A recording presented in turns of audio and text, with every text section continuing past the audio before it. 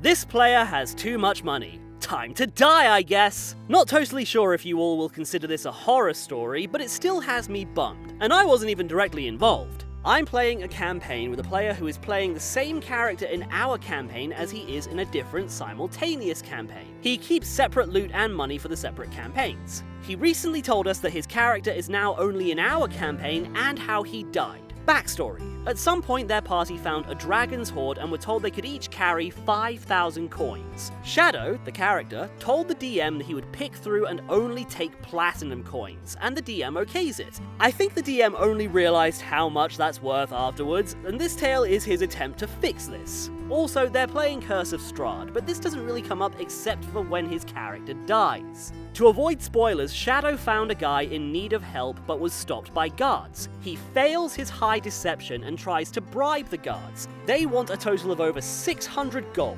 about 100 more than he had on him. He tries to persuade them, but gets killed by the guards instead. If there was combat rolled, it lasted less than 1 round.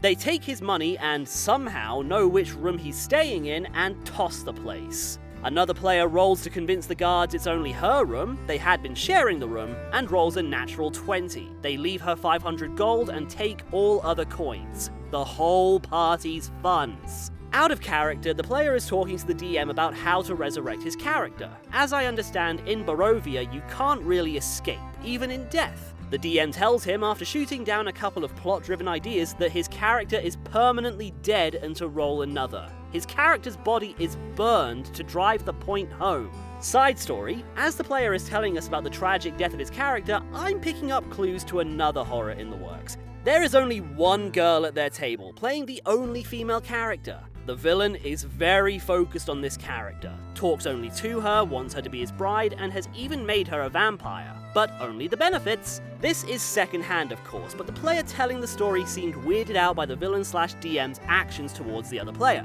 I do want to point out that while the party was ungodly rich, they had not done anything with it, nor did they have any plans to spend it.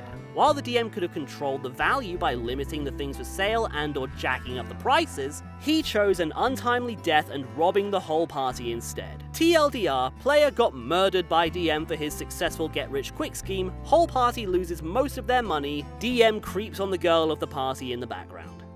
Ew. Yeah, no, that sounds like a number of horror stories waiting to happen. Creep factor aside, punishing a player for their creativity and your lack of planning and taking it out on the whole party is just insanely stupid. But all that pales in comparison to him creeping on another player.